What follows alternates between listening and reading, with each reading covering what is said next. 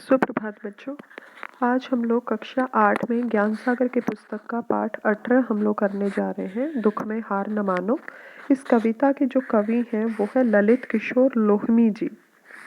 तो उन्होंने इस कविता में हमें क्या बताया बेटा कि यहाँ हमें दुख में हार न मानने के लिए बोला गया और वो भगवान से प्रार्थना कर रहे हैं। भगवान से कहते हैं पहले कि मैं ढूंढता तुझे था जब कुंज और वन में।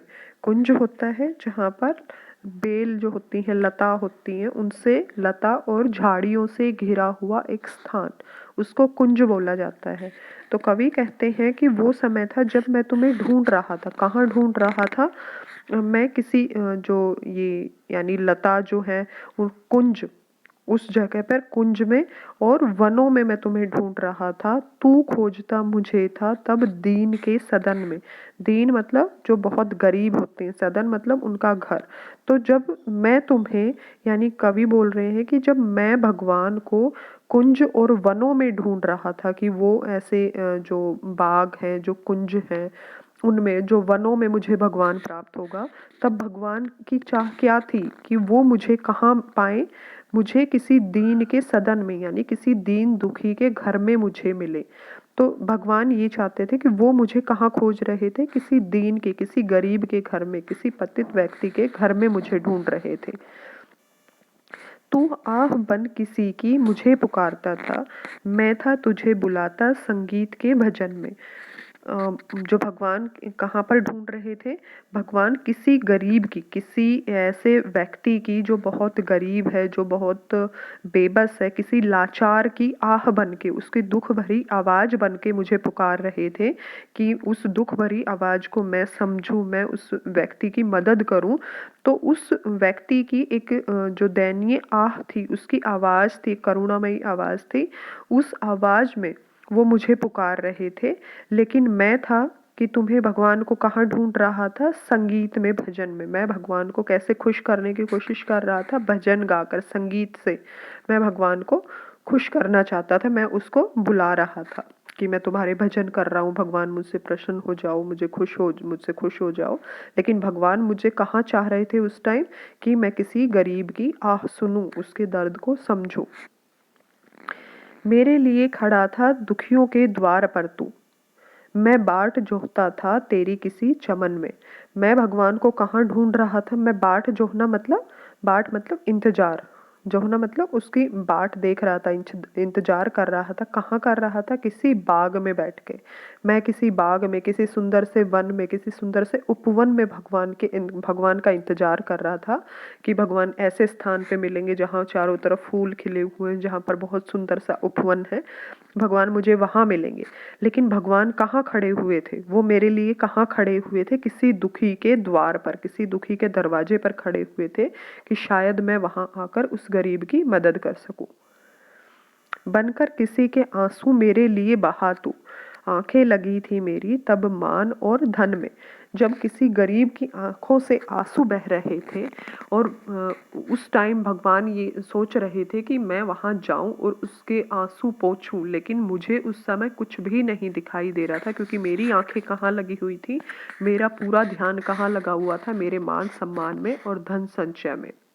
तब मैं धन जोड़ने में, अपने मान सम्मान में लगा हुआ था और वहां पर किसी गरीब की आंखों से आंसू बह रहे थे। बाजे बजा बजा कर मैं था तुझे रिझाता, तब तू लगा हुआ था पतितों के संगठन में। जब मैं तुझे बाजे बजा बजा कर, बाजे बजा बजा कर मतलब किसी भी, जैसे वाद्य यंत्र जो होते हैं, वाद्य यंत्र बजाकर मैं उसके अनुसार मैं मंत्र उच्चारण कर कर, मैं भजन कीर्तन कर कर मैं तुम्हें खुश करना चाहता था, मैं तुझे रिझाना चाहता था। भगवान के लिए कहा है ये कवि ने कि मैं तुझे बाजे बजाकर, भजन कीर्तन करके, मंत्र उच्चारण करके, वाद्य यंत्र बजाकर मैं तुझे खुश करने की कोशिश कर रहा था। लेकिन तब तू कहाँ लगा हुआ था? भगवान तब क्या कर रहे थे? पतितों के संगठन में। जो गरीब है, जो बिल्कुल बेबस लाचार लोग हैं, जो ऐसे पतित जो बहुत ही गरीबी में अपना जीवन यापन कर रहे हैं, बहुत दीन अवस्था में है, जो बहुत दुखी हैं, उन लोगों को इकट्ठा करने में, उनका हौसला बढ़ाने में वो भगवान उस टाइम लगे हुए थे। बेबस गिरे हुओं के तू बीच में खड़ा था, मैं स्वर्ग देखता था, झुकता कहाँ चरण में। भगवान कहाँ थे? उन बेबस लोगों की सहायता कर रहे थे, उन गिरे हुए लोगों की सहायता कर रहे थे जो बहुत ही बेबस हैं, बहुत ही लाचार हैं। उनके बीच में भगवान थे उस टाइम।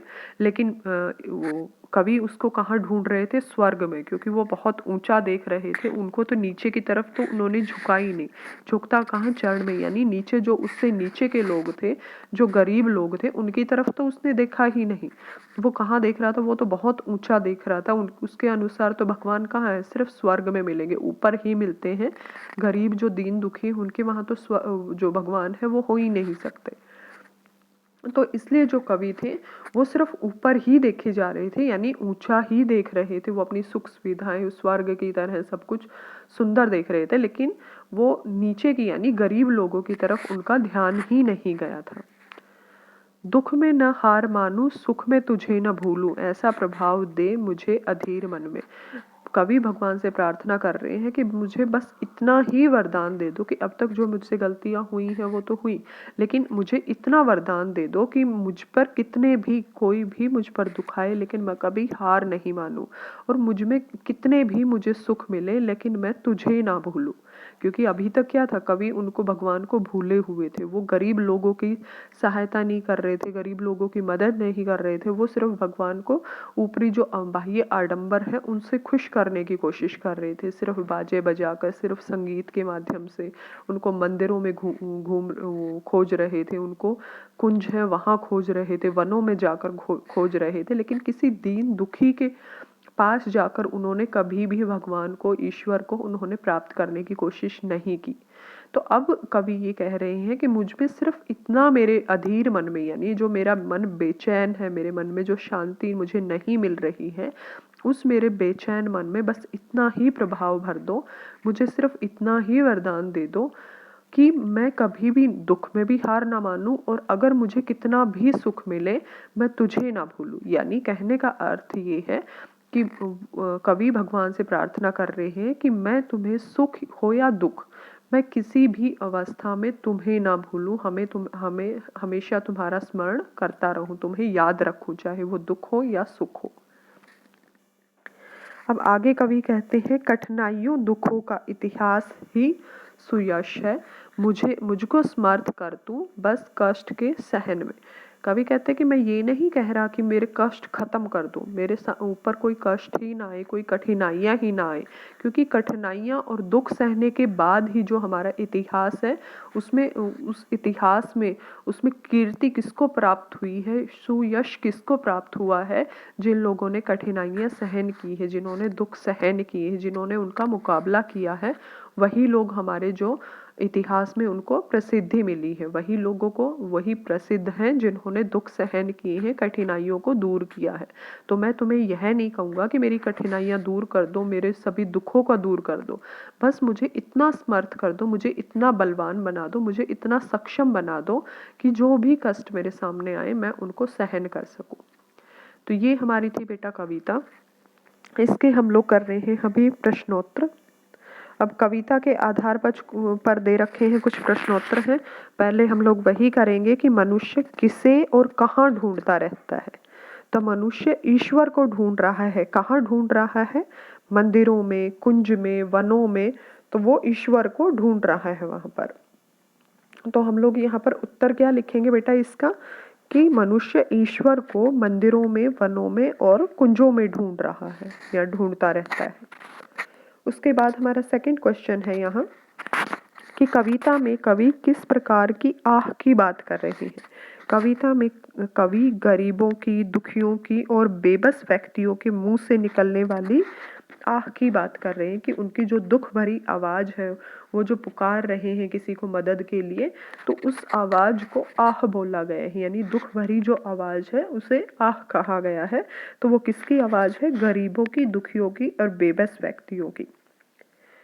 अगला यहाँ पे प्रश्न आया है, बाजे बजाने से क्या अभिप्राय है? बाजे बजाने से अभिप्राय है बेटा यहाँ पर कि मंदिरों में या किसी धार्मिक अनुष्ठान, जैसे यहाँ पर यज्ञ होते हैं या कोई पूजा पाठ होता है, कीर्तन होते हैं, तो उन अनुष्ठानों में, धार्मिक कोई अनुष्ठान है उसमें या मंदिरों में, ईश्वर को खुश करने के लिए, ईश्वर को रिझाने के लिए, उसको प्रसन्न करने के लिए कई प्रकार के वाद्य यंत्रों को बजाया जाता है, वाद्य यंत्रों का प्रयोग किया जाता है और मंत्रों का उच्चारण किया जाता है। तो उन्हीं वाद्य यंत्रों को बजाना है, बाजे बजाने का बोला गया है कि वो वाद्य यंत्र बजाकर मैं भगवान को खुश करने की कोशिश कर रहा था। तो यहाँ पर बाजे बजाने से अभिप्राय हमारा है कि जहाँ पर मंदिरों में या किसी धार्मिक अनुष्ठान पर भगवान को खुश करने के लिए जिन वाद्य यंत्रों का प्रयोग किया जाता है, तो वही यहाँ पर बाजे बजाने के रूप में लिए गए हैं। कवि अधीर मन में ऐसा कौन सा प्रभाव भरने की बात करता है, तो कवि अधीर मन में ऐसा प्रभाव भरने की बात कर रहे हैं कि हम मनुष्य न तो किसी सुख के समय ईश्वर को भूले और न ही किसी दुख के समय हार माने। अर्थात कवि ईश्वर से यह प्रार्थना कर रहे हैं कि मैं सुख और दुख में सदा भगवान का स्मरण करता रहूं, यानी मैं हमेशा तुम्हारा स्मरण करता रहूं, भले ही मेरे जीवन में दुख हो या सुख हो। उसके बाद हमारा इसमें आता है बेटा क्वेश्चन, ये हमारा पैसेज दे रखा है, एक पद्यांश दिया हुआ है, ये बनकर किसी के आंसू मेरे लिए बहा तू, आंखें लगी थी मेरी जब मान और धन में, बाजे बजा बजा कर मैं था कि तुझे रिझाता, तब तू लगा हुआ था पतितों के संगठन में, बेबस गिरे हुओं के तू बीच में खड़ा था, मैं स्वर्ग दिखाता था झुकता कहाँ चरण में। तो यहाँ पर इन पंक्तियों में से यहाँ पर कुछ प्रश्न दिए हुए हैं।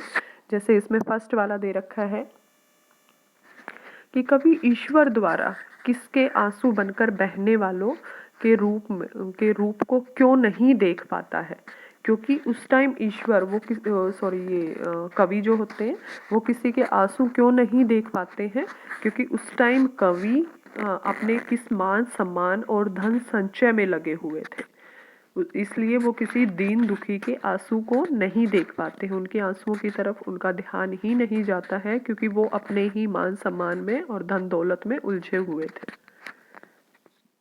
उसके बाद है बेटा, कवि ने ईश्वर को किस प्रकार रिझाने का प्रयत्न किया है, किस तरह वो उनको खुश करने का, रिझाना मतलब खुश करना, तो वो उनको किस तरह से खुश करने की कोशिश कर रहे हैं।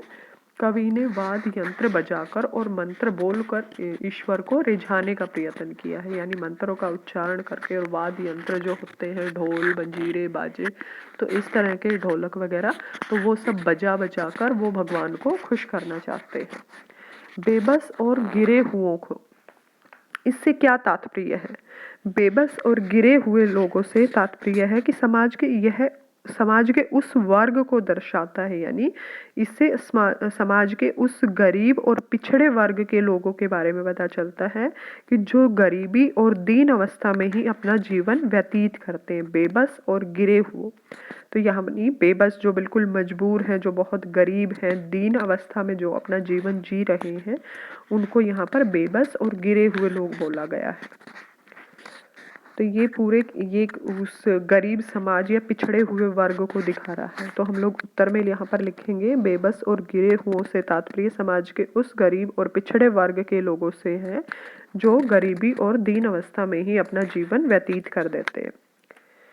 उसके बाद हमारा क्वेश्चन आता है बेटा, ईश्वर को प्राप्त करने के लिए क्या करना चाहिए? ईश्वर को प्राप्त करने के लिए मानव की सेवा करनी चाहिए, गरीब व्यक्ति की सेवा करनी चाहिए, किसी दीन दुखी की सहायता करनी चाहिए, क्योंकि जो मानव की सेवा है, जो दीन दुखियों की सेवा है, वही ईश्वर की सेवा होती है।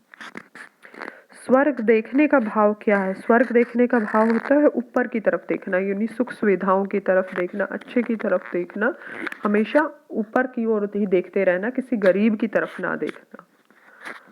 तो यहाँ पर स्वर्ग देखना। उसके बाद हमारे क्वेश्चन आते हैं बेटा यहाँ पर बातचीत के आधार पर कि जब ईश्वर दीनों के यहाँ निवास करते हैं तब तो फिर मंदिरों में पूजा करने का क्या अभिप्राय है? जब वहाँ पर गरीब लोगों के इधर, यानी जो ईश्वर है, भगवान है, वो गरीब लोगों की सहायता के लिए उनके घर में विराजमान होते हैं, लेकिन मूर्ति पूजा करके कहीं ना कहीं वो लोग अपने लिए एक जो सबके सामने एक दर्शाते रहते हैं कि अपना भक्ति भाव दिखाते रहते हैं, और सबके सामने एक बाह्य आडंबर ही होता है कि जो मंदिरों में किया जाता है, जो ढोल नगाड़े वो सारे बजाए जाते हैं, लेकिन किसी गरीब की सहायता नहीं की जाती। तो वो एक बाह्य आडंबर दिखाया जाता है भगवान को प्रसन्न करने के लिए, भगवान को खुश करने के लिए। सिर्फ ऊपरी रूप से जो है वो तैयारियां की जाती हैं, जो सिर्फ ऊपरी रूप से जो है वो आडंबर किए जाते हैं, ढोंग किए जाते हैं।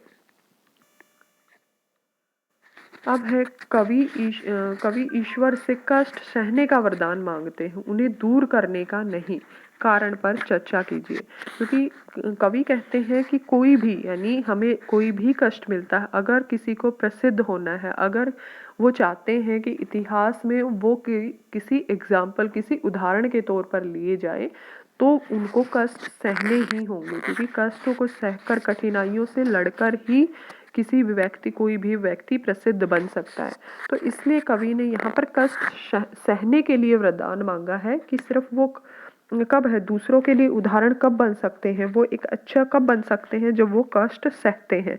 तो इसलिए उन्होंने ईश्वर से उनको सहन करने के लिए वरदान मांगा है, अपने कष्टों को दूर करने के लिए वरदान नहीं मांगा है। कवि ने कठिनाइयों और दुखों से भरे इतिहास को सुयश क्यों माना है? क्योंकि यहाँ पर भी इसी के समान ही उत्तर यहाँ पर होगा कि यहाँ पर उन्हीं लोगों को प्रसिद्धि मिलती है, उन्हीं लोगों को सफलता मिलती है जो उन कठिनाइयों को और दुखों को अपने बल पर दूर करते हैं, अपनी हिम्मत के आधार पर उनको दूर करते हैं। तो उन्हीं लोगों को इतिहास में प्रसिद्धि मिलती है। तो यहाँ पर हमें किसी उच्च स्थान पर पहुँचना है, या कहीं हमें सबके लिए एक उदाहरण बनना है, तो हमें कष्ट सहकर, यानी अपने सामने पड़ी हुई मुसीबतों को, कठिनाइयों को अपने साहस के दम पर उनको दूर करना पड़ेगा। अगर आपको सुख साधन भरे जीवन और परोपकारी जीवन में से एक को चुनना हो, तो आप किसको चुनेंगे? कौन सा जीवन आप लोग चुनेंगे और क्यों? तो यहाँ पर अनुमान और कल्पना है, सिर्फ हम लोगों को अंदाजा लगाना है कि आप लोग कौन सा जीवन चुनेंगे। तो इसमें दोनों ही हो सकते हैं बेटा। अगर हम लोग सुख साधन भरा जीवन व्यतीत करते हैं, अगर हम लोग सुख साधनों से भरा हुआ जीवन हम लोग चुनना चाहते हैं, तो उसमें दोनों ही हो सकते हैं कि अगर हमारे पास सभी सुख सुविधाएं होंगी तो हम किसी दूसरे की मदद भी कर सकते हैं, हम दूसरों का परोपकार भी कर सकते हैं। परोपकार मतलब दूसरों की भलाई करना। तो वो भलाई हम लोग तभी कर सकते हैं जब हमारे पास कुछ होगा, किसी को देने के लिए अगर हमारे पास कुछ होगा तो हम किसी दूसरे की भी भलाई कर सकते हैं। लेकिन हाँ, भगवान से हमें ये ज़रूर, हम लोगों को उनसे वरदान मांगना चाहिए, या ऐसा जीवन हमें ज़रूर मांगना चाहिए जिसमें परोपकार की भावना होती है। क्योंकि कई बार ऐसा देखा जाता है कि सारी सुख सुविधाएं होने के बाद लोग उन लोगों के बारे में, यानी गरीब लोगों के बारे में सोचना ही छोड़ देते हैं, उनकी तरफ देखना ही बंद कर देते हैं। तो वो भावना हमारे अंदर नहीं होनी चाहिए। नहीं तो हम लोग सुख साधन अगर हमारे पास है तो हम किसी गरीब की सहायता कर सकते हैं। कल्पना कीजिए कि ईश्वर आपके समक्ष खड़े हैं, तो आप उनसे क्या वरदान मांगेंगे? तो जैसा इसमें कवि ने यहाँ पर कहा है कि हमें दुख जो है हम उनको सहने की हमारे हिम्मत होनी चाहिए, और हम भगवान से ये दुआ करेंगे कि हमारे सामने कोई भी मुसीबत आ जाए, हमारे सामने सुख हो या दुख, हम आपको याद करते रहें, हम आपको कभी भी ना भूलें। यानी हमारे अगर सामने हमारे दुख आया है तो भी हम आपको याद करें, और अगर हमारे सामने सुख आए हैं तो भी हम आपको याद करते रहें, सुखों में आपको भूले नहीं। अब यहाँ पर भाषा की बात में बेटा यहाँ दिए हैं कि कुछ 4 ऐसे शब्द जिसमें से अनुस्वार और अनुनासिक वाले, यानी कविता में से ही हमने ढूंढने हैं। कुंज, संगीत, इन दोनों में हमारा अनुस्वार आया है। आंसू और ढूंढता, इन दोनों शब्दों में हमारे अनुनासिक शब्द आए हैं, अनुनासिक चिन्ह का प्रयोग हुआ है। अब उसके बाद हमारे यहाँ पर आए हैं समानार्थी शब्द। समानार्थी के साथ में वन का समानार्थी क्या होगा? अरण्य। चमन का क्या होगा? उपवन। मान, सम्मान, संगठन, एकत्र करना। यश, प्रसिद्धि। तो हमने ये समानार्थी शब्दों के साथ में हमने इनका मिलान किया है। फिर है जीवन मूल्य पर आधारित। कविता में बताया गया है कि धन दौलत और ऐश्वर्य प्राप्त पाकर लोग अभिमानी बन जाते हैं और रिश्ते नाते यहाँ तक कि ईश्वर को भी भूल जाते हैं। तो अभिमान रिश्तों के मिठास को समाप्त कर देता है, क्योंकि कई बार ऐसा होता है कि धन दौलत के उस पर हमें घमंड आ जाता है। अगर हम घमंड इतना हो जाता है तो वो सारे रिश्तेदारों को भूल जाते हैं, उनके सामने कौन रिश्तेदार है, कौन उनके नाते रिश्तेदारी है, तो वो सबको भूल जाते हैं। तो अगर यह अभिमान रिश्तों में आ जाता है तो धीरे धीरे जो हमारे रिश्तों की डोर होती है वो ख़त्म हो जाती है। तो वो मिठास, रिश्तों की मिठास समाप्त कैसे हो जाती है, क्योंकि जो अभिमान का होने के कारण, घमंड होने के कारण वो अपने रिश्तेदारों से इतनी दूरियां बनाने लग जाते हैं, अपने रिश्तेदारों को उनके बारे में सोचना बंद कर देते हैं, उनसे मिलना बंद कर देते हैं। तो धीरे धीरे करके वो रिश्तों के अंदर जो उनका जुड़ाव है, जो भावनात्मक उनका रिश्ता होता है, वो धीरे धीरे ख़त्म हो जाता है। अभिमान और स्वाभिमान में लेश मात्र अंतर है, स्पष्ट कीजिए। अभिमान होता है बेटा घमंड, यानी किसी का कोई गुरूर, जो घमंड होता है। तो यानी मेरे पास जो वस्तु है उसको दूसरों को दिखाने के लिए, दूसरों के उसके साथ में ये एक तरह से तुलना करने के लिए कि ये मेरे पास है लेकिन इनके पास नहीं है, तो वो एक अभिमान होता है। लेकिन अपने ऊपर, यानी अपने लिए जो अभिमान, यानी अपने के अच्छे के लिए, हमारे जो नैतिक मूल्यों पर आधारित होता है, वो होता है स्वाभिमान। यानी किसी अपनी अच्छाई के लिए हम लोगों को खुद पर अभिमान है कि हाँ ये अच्छाई मुझ में है, तो वहाँ पर हमारा हो जाता है स्वाभिमान। यानी अपने किसी नैतिक मूल्य के, अपने जो अच्छाइयाँ हैं उनके लिए जो हमें अपने आप पर जो अभिमान होता है, जो हमें अपना ऊपर घमंड होता है, तो वो होता है स्वाभिमान। तो स्वाभिमान एक हमारा जो होता है वो नैतिक मूल्य हमारा होता है, एक नैतिक अच्छाई हमारे अंदर होती है। और अभिमान जो होता है वो क्षण भर के लिए होता है कि हमें जिस वस्तु पर घमंड होता है, अगर वह वस्तु ही खत्म हो जाती है, वह वस्तु अगर खत्म हो गई तो हमारा जो अभिमान है वह भी खत्म हो जाएगा, वो भी चूर चूर हो जाएगा। उसके बाद है ये हमारे करने के लिए, यानी बच्चों को इसमें करना है कि किसी ऐसी घटना का उल्लेख करना है जिसमें आपने किसी गरीब की सहायता की हो, या जो ये कविता दे रखी है कि दुख में हार न मानो, ऐसी ही किसी और कविता को भी ढूंढना है और कवि इसमें कक्षा में कवि गोष्ठी का आयोजन करना है, यानी आपको वो कविता सुनानी है कवि की तरह यहाँ पर। तो आप लोग कोई भी कविता ऐसी लाकर सुना सकते हो। तो ये हमारा पाठ हो जाता है बेटा, दुख में हार न मानो। तो इसके आपको सरलार्थ और प्रश्नोत्तर आप लोग देखने हैं। धन्यवाद बेटा।